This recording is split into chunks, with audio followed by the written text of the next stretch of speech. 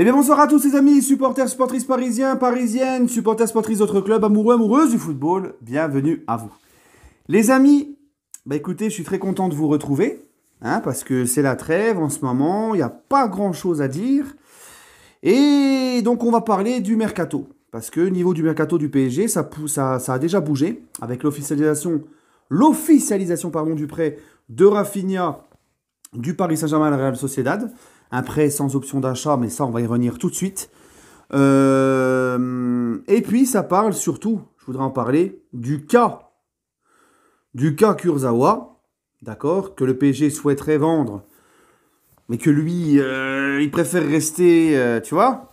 Et puis, Diallo, qui est suivi par le Milan AC. Donc, je voulais parler de tout ça.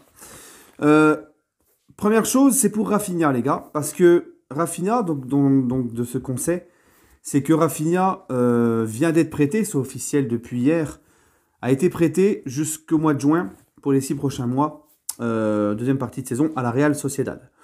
Au début, je me disais, mis à part pour le joueur qui a besoin de temps de jeu, c'est pas une très bonne affaire, parce qu'au début, on nous disait un prêt de 6 mois, donc pas de vente, comme d'habitude. Au PSG, on a un gros problème de vente. Et Leonardo, que j'aime beaucoup, et lui-même l'avoue, qu'il a un problème pour vendre. Et c'est vrai qu'il va quand même falloir, parce qu'un directeur sportif qui ne sait pas vendre, c'est problématique quand même. Mais c'est vrai que bon, je vois des gens, parce que c'est la mode chez nos supporters parisiens, de pleurer Antero Henrique. Parce qu'Antero Henrique, lui, il savait bien vendre. D'accord? Donc ces mêmes personnes-là qui à l'époque ont pourri Antero, maintenant ils le pleurent parce qu'ils savaient vendre. Oh, comme c'est mignon. Oh, je vais chialer, passez-moi un mouchoir.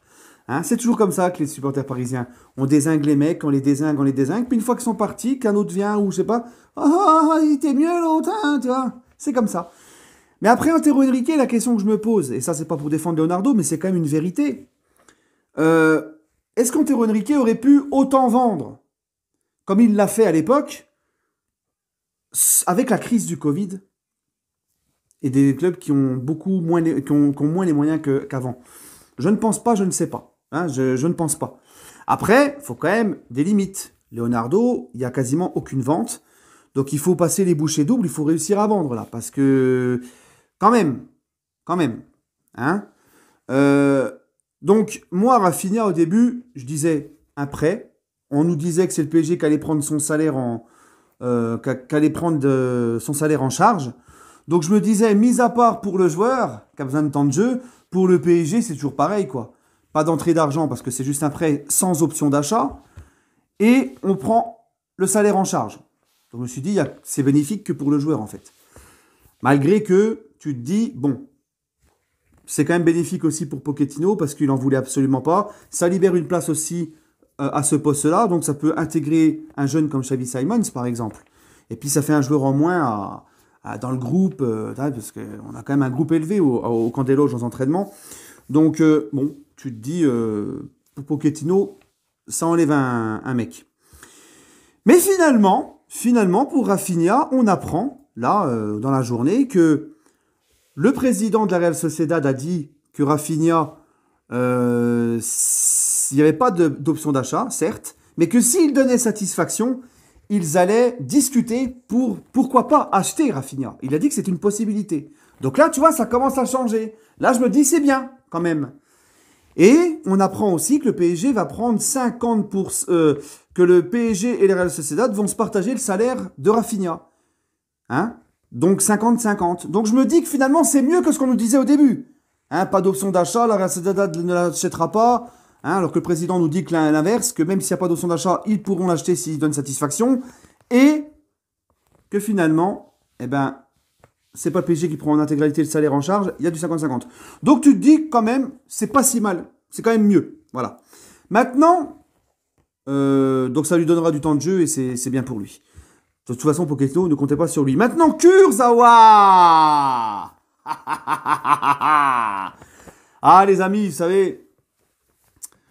Kurzawa, tout simplement, apparemment, il s'amuse depuis cet été, et même là pour cet hiver, à repousser les offres. Il ne veut pas quitter le Paris Saint-Germain, parce qu'il ne veut pas faire d'efforts sur son salaire. Et puis, donc voilà.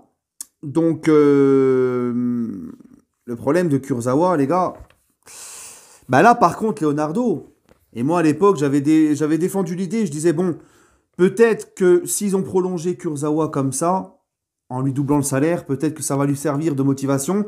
Peut-être que le club constate qu'il fait beaucoup d'efforts. Puis ça nous permettra, pourquoi pas, plutôt qu'il parte libre, pourquoi pas le vendre derrière. Mais malheureusement, en fait, bah, c'est justement ça le problème, c'est le gros salaire. Et moi j'étais naïf à ce moment-là. Là, c'est une grosse erreur, là, par contre. Hein, parce que Leonardo, et comme tout le monde, il en fait des erreurs. Hein. Faut pas croire que le mec, c'est tout parfait. Hein. Là, c'est une erreur, Leonardo, d'avoir prolongé ce mec, d'avoir doublé son salaire. Hein. Parce qu'on n'a jamais, on n'a jamais vu un mec motivé, on n'a jamais vu un mec... voilà.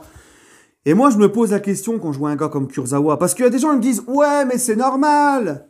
Attends, il est payé grassement à ne pas jouer. Il est dans une belle ville, il kiffe. Ouais, ok, mais moi, non, je ne trouve pas ça normal, les amis. Je ne trouve pas ça normal. À un moment donné, t'es footballeur ou t'es branleur. Hein?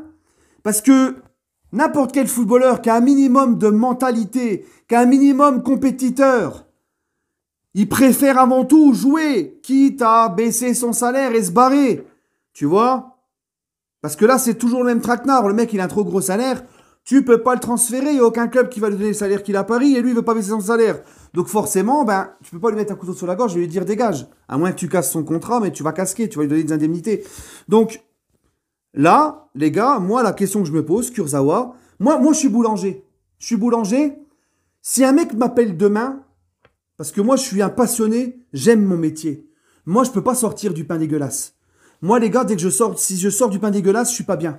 Je vous le garantis que c'est vrai, parce que j'aime mon métier. J'aime sortir des beaux produits, ça me rend heureux. Tu vois? Eh ben moi, demain, s'il y a un boulanger qui m'appelle, il me dit, écoute, je te double ton salaire.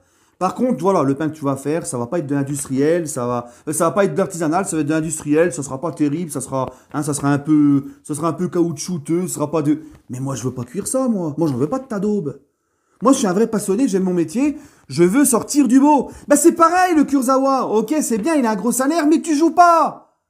Ça en dit long sur ta mentalité. Ce n'est plus un footballeur, c'est un branleur. Et moi, les gens qui disent « Oh non, je le comprends », mais moi non, je le comprends pas.